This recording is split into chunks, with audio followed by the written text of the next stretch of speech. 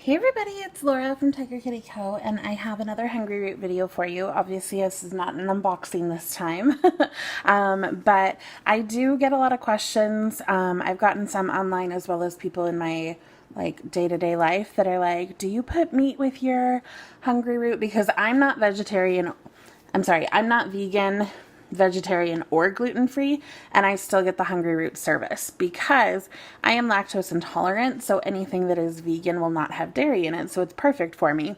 But you can obviously alter the meals. So this is the zucchini lentil pasta salad, as you can see in the picture right here. It has... it comes with zucchini noodles. You get a bag of those that makes 2 servings.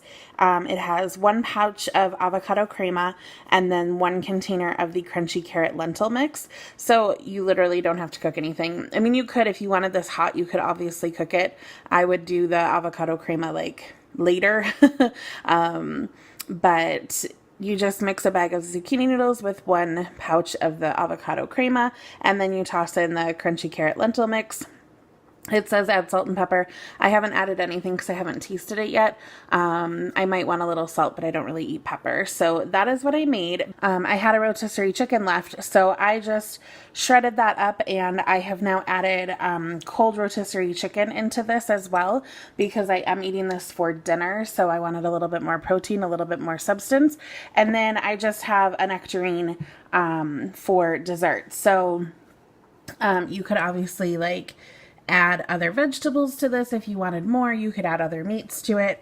You could do all sorts of stuff, but this video is going to be how I can alter my Hungry Root meals. I don't typically alter them, but because I've gotten questions, we're just gonna play with it. So I'm sorry if you're vegan or gluten-free. Obviously you could do chicken substitutes and things like that, but I don't eat those, so I don't know what those are.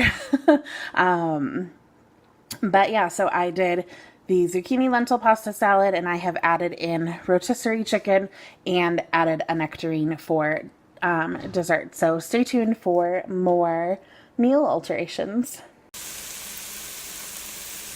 Hey guys, so today I am making the savory kohlrabi pasta puttanesca. I changed it up by adding some beef that I had. I actually cooked it a few days ago and I'm using it today, but you could obviously cook it the day of. You could use a beef substitute. I just wanted a little bit more protein. I can usually feel when I need some red meat, maybe some iron. So I've got some ground beef in here, but it looks amazing. And then I'm going to dish up some cantaloupe as well for my dessert. So I think it's going to be fantastic. I'm trying to grab my camera with the other hand, but it's just like this, this big shadow here. But yeah, so there is another meal that I have switched up, and this was the kohlrabi noodles, the olive, I don't know how to say that, tapenade, and then the roasted red pepper quinoa cup. It smells delicious. It looks delicious. I'm gonna go eat. I should show you guys my fridge. My whole fridge is Hungry Root. So there's Hungry Root there, all Hungry Root, Hungry Root, Hungry Root, Hungry Root, Hungry Root. My freezer has Hungry Root stuff in it too. So yeah, I really like it. Really, really like it. That is a lot of what I eat. I can show you my salad that I made yesterday. Sorry, I had to mix it up a little bit. And now I'm in a shadow. So this is a lemon, kale, quinoa, edamame salad, and then I threw chicken in it, so I need to put this in a different bowl, but this is one of my favorite salads in the whole Hungry Root. Love, love, love.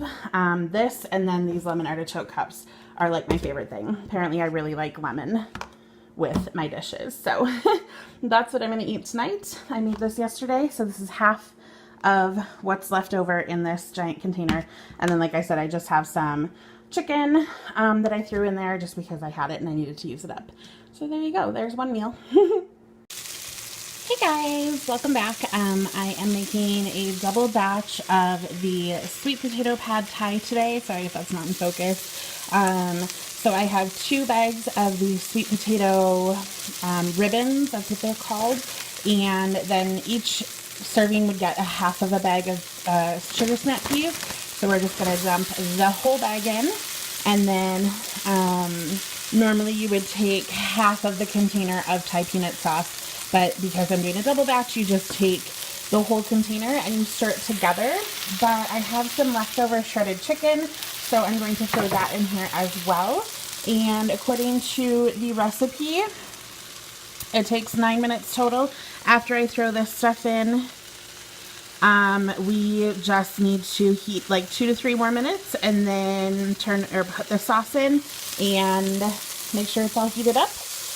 And that's it. So I hope you guys enjoyed. This is one of my absolute favorite meals, and like I said, I'm dressing it up with a little bit of chicken, just because I need to use it up. So yeah, sweet potato pad thai. I just need to let that cook and then dump my sauce on. Catch you later. Alright, so here it is all mixed together. This is 4 servings of sweet potato pad thai, and again I added some shredded chicken in there.